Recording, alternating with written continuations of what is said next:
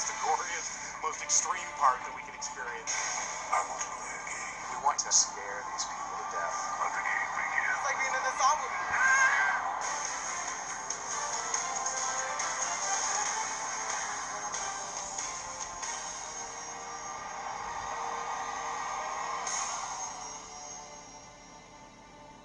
For us as designers of these haunted attractions, our job is to appease the most hardcore fan of the film series. So we start actually with the internet. We start with the blogs of all the fans out there. We look at what's their favorite traps, and then we take all that information and then we watch every single movie over and over and over again. And while we're watching the movie, we're taking little notes on Post-it notes. And what we're actually doing is we're dividing it into three things: environments, characters, and scares. Take all that information, you start posting it up on the wall, you start composing the maze, and that's really where it starts. Where's the Jigsaw scare coming from? Oh, he's over here. We had both have seen all the films before. We're big horror fans, actually, so we were already kind of in line with it. And then really trying to figure out what traps to do, and then also what story to tell, and then how each trap would configure within the room, and then really how to configure this maze within amount of space that we do have. When you think about it, when you're making a movie, if you're doing a special effect, it only has to work for the camera once. Here in our world, it has to work every time, every 10 seconds, literally thousands of times a night. So even though the disciplines are similar to making a movie, the way we have to construct and build these things are really, really different. Everything has to be attached in some way, shape, or form, which I have a great crew in Tony that, you know, I really drive it home that everything's got to be mechanically attached, glued, and I come through and grab and pull on everything because our guests are going to do that as well. It's very hands-on. This one's ready to go on the truck. Put it, drop it in place, attach it to the wall, and pretty much done. For me, plain rooms are boring, and the more you can add and tell to the story by what you put into a room, that's what I really enjoy. The teamwork involved from the designers and the other production people, the technicians and special effects people, just the effort to get the maze put together and the rooms looking like movie quality. And every single scene of this attraction is like a 10-second scene, so when you're designing it, you have to keep that in mind. So right now we're in the bathroom, and of course this relates to the bathroom trap from the original Saw. Dr. Gordon's here, Adam is popping off from a hidden position. It's just a quick, like you're trying to abduct him, and then you're back out again. And then we come in with our characters, and we run through every scene with them. We explain everything to each one of them, and then put them in those positions, and then sit with them and explain what you're doing in that position and what we want you to look for. We want you to be safe. We want you to have fun and have a great time, but still scare these people to death. That's why they're here. So what you want to do is you got to go out of the light and then come right up to it. Yep. Yeah. Yep. We want them to get it straight from the horse's mouth. We want the main art director and the main creative director to actually explain what we were thinking of so that they understand what their role is in this attraction. So conceptually, we decided to locate Saw within Jigsaw's lair, which is pretty obvious if you watch the film series. Jigsaw has his lair, that's where a lot of the traps and contraptions take place. So you start there, but then you have to think about it in terms of what's different from watching a movie and something we create where you're actually living it. Find the path with the razor wire. One of the first traps you experience in Saw Game Over is the razor wire trap. So for us, we decided we don't want our guests just to walk by that and see poor Paul caught up in the razor wire. We're going to put him through the razor wire trap. So that meant we had to figure out a way to construct, prop razor wire that they would look like razor wire and feel like razor wire, but wouldn't, cut our guests to ribbons, although that would be fun. And then after we get through the razor wire trap, we transition into the original Saw movie, because we're still in that world, and we take you in the bathroom trap.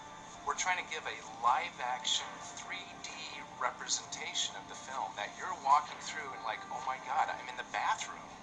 There's Jigsaw on the ground, Dr. Gordon, and where's Adam? Where's Adam? Well, Adam's behind the wall here, and he comes out for the scare, that kind of a thing. There's a really quick pop-out scare back behind the curtain because you want to keep the people moving, so you're trying to scare them forward. When I try to design a room, You know, I'm trying to design it in a way where, you know, you're not just blowing through it. You know, you have to crisscross through it, or something might be kind of in your way that you're moving around, which we've got Jigsaw laying down here on the floor in here.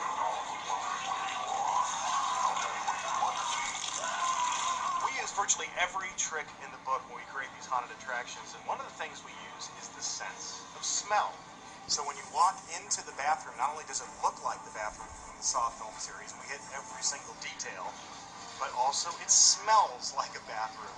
So we work with these companies that make specialized scents, and yes, they actually make a urine scent.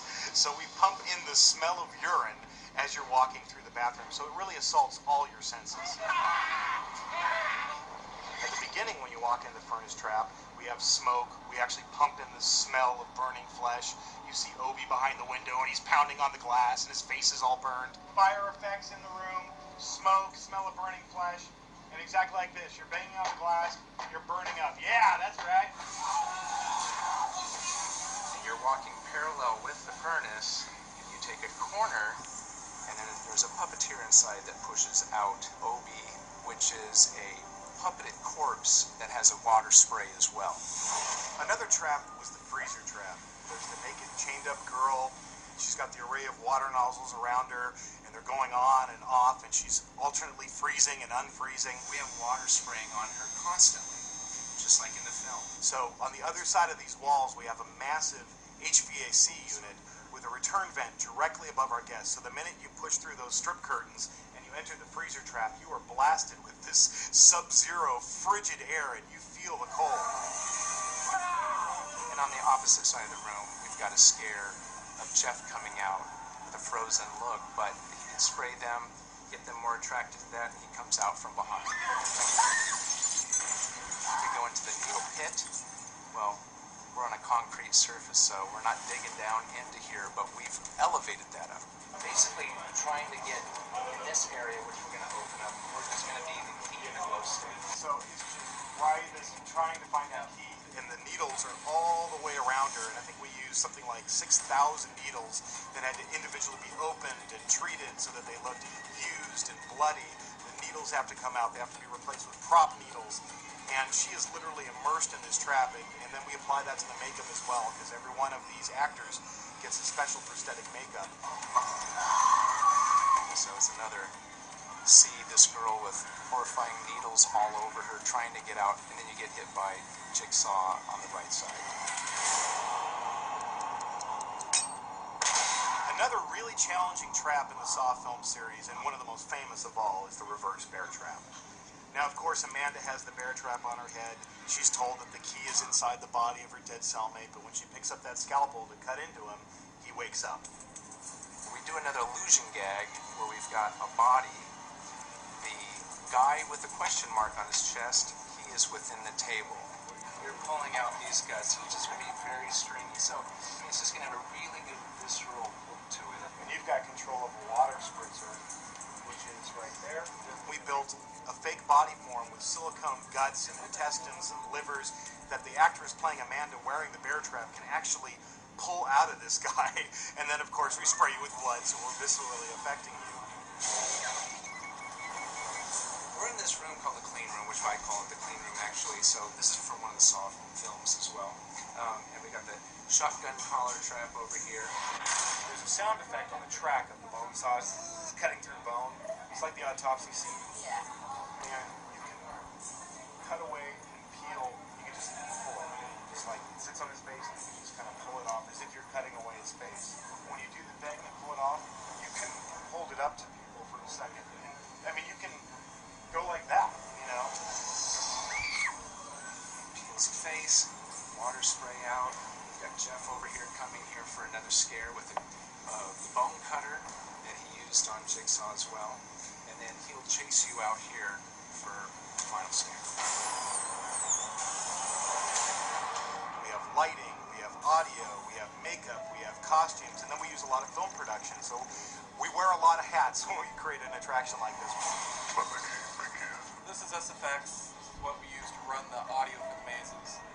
There's 9 triggers throughout the maze that send us a signal, and then through that we send lighting a signal to do the strobes or whatever the subs are that they programmed for all the general room audio that plays, and then this is where you'll see all the triggers pass by as the actors hit them. The great thing working with Twisted Pictures and Lionsgate is they get it. They love this film series, and I think they're very energized and excited about bringing Saw to life for our guests, because there's nothing better than living a horror movie. When you see people going through and screaming their heads off and saying how cool that is. It is so freaking scary. It's very satisfying. Once the event is over, then the work is done.